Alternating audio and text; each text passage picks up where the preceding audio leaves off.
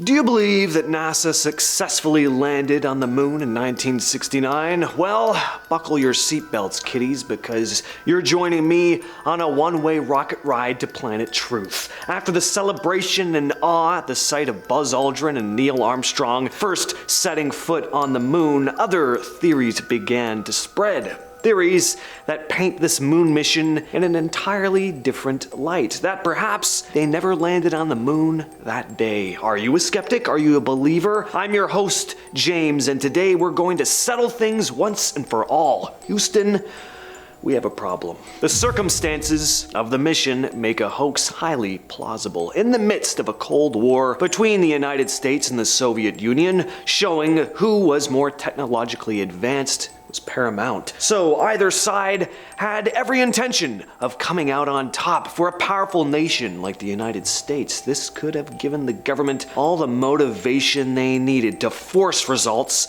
by pulling one of the oldest tricks in the book, good old-fashioned hoax. When worst comes to worst, just trick them.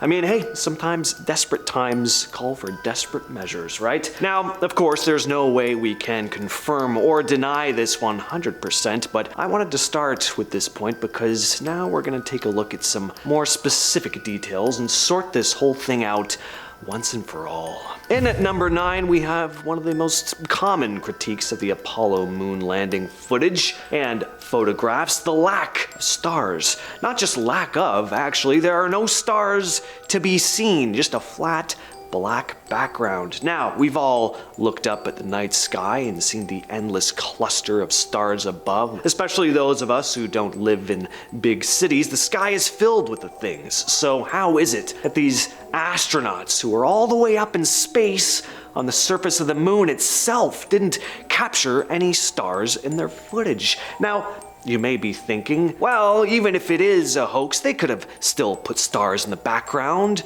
so this doesn't really prove anything, but I'm not so sure. The endless void of space coated in twinkling stars would be a pretty difficult image to replicate, especially in 1969. So perhaps they opted to just leave them out altogether in hopes that no one would notice.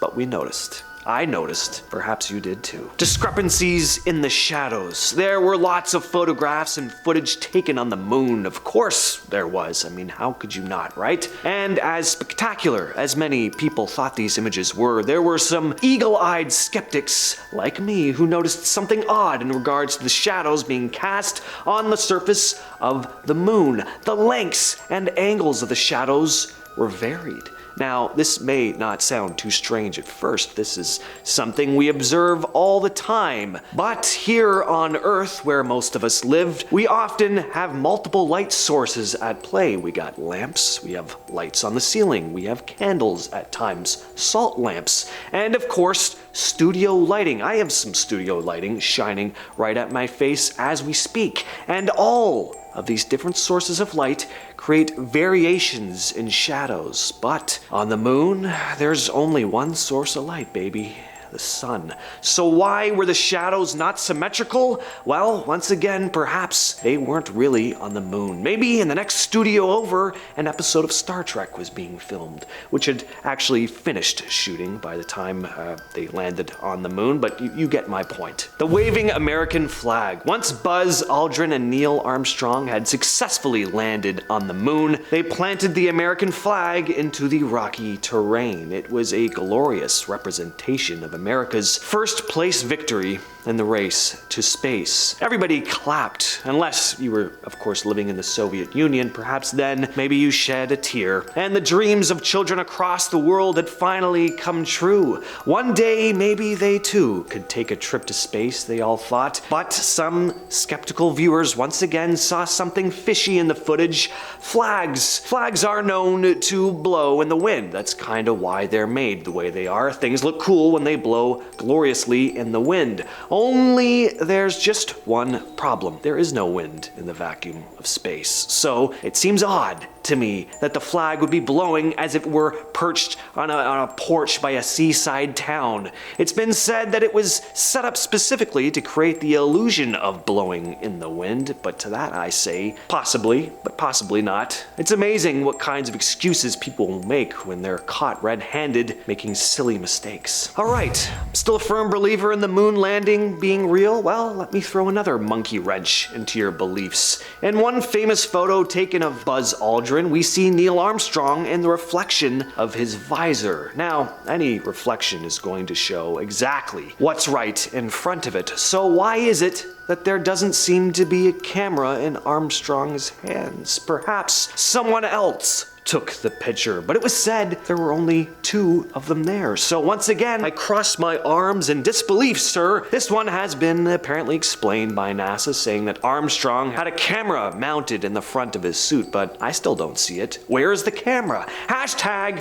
where is the camera? I want to know. Maybe NASA is refusing to admit that there was a whole studio crew involved in this so-called mission. And speaking of a studio crew, let's talk about the man who very well could have directed this hoax of a moon landing, Stanley Kubrick himself. Is it not strange that just 1 year prior to this spectacular moon landing taking place, Stanley Kubrick released his classic film 2001: A Space Odyssey to critical acclaim? Now, not only is this movie incredible based on its story, but visually it actually holds up. I saw 2001 a few years back when it was released in theaters, and honestly, it looks like it could have been made today. The ships look real, it's fantastic. It looks like they're actually flying through space. So the idea that replicating a space landing in a Hollywood studio backlot would have been beyond human capability at the time of 1969 is simply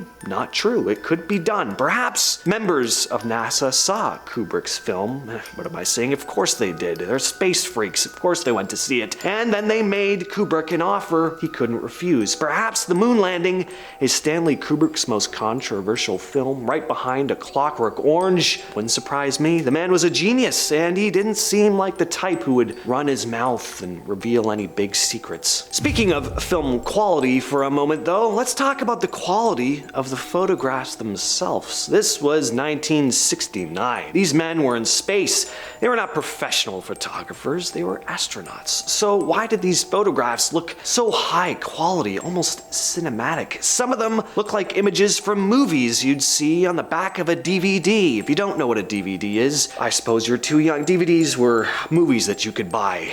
Yes, as I just discussed, movies could look exceptional even back then, but I must stress once again, Buzz Aldrin and Neil Armstrong didn't make a living as cinematographers. Have you ever looked at family photos from the late 1960s? They look like crap.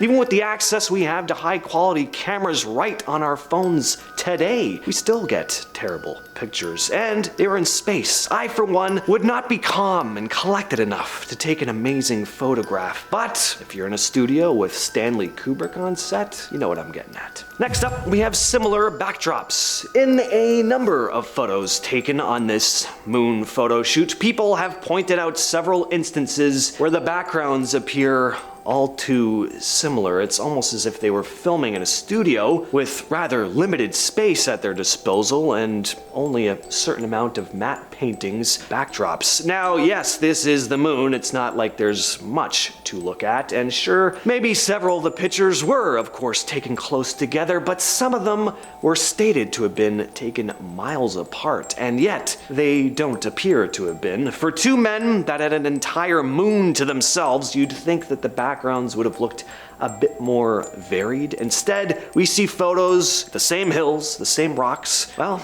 I'll tell you what I think. I think that I'm not fooled. Proof of props. In the plethora of pictures that were supposedly taken on the moon, there's one rock that some hawk-eyed skeptics have pointed out, a rock that seems to be labeled with the letter C. Now, unless a crew of Martians landed on the moon before us, who also happened to share our alphabet, it seems highly unlikely that a space rock would have a perfectly shaped C etched into it naturally. This has led a number of people to deem this rock a prop. Perhaps it was turned over by by accident, or the photographer accidentally took the photo at the wrong angle, but I, for one, find this very suspect. What does the C stand for? Maybe it's just how the props are organized. A, B, C, and so on. You know how the alphabet goes. Or maybe this C stands for con or cheat. Take your pick. Some have pointed that what appears to be a C on the rock didn't actually appear in the original NASA prints, but who's to say really? When we take the other evidence into account, again, it seems highly suspect. And coming in at number 1 is the fact that we've never been back to the moon. Now, pretty much all of these conspiracy theories are hotly debated,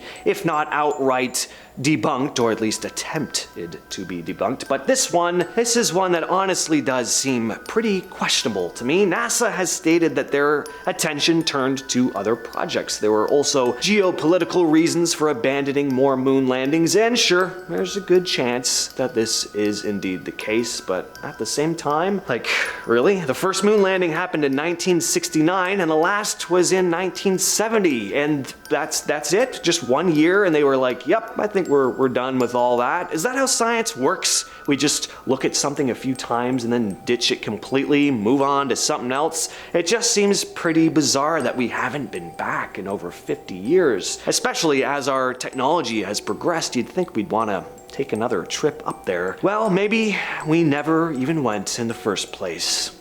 Ever thought of that? With all that said, I have been your host, James, and I will catch you, yes, you specifically, in the next video.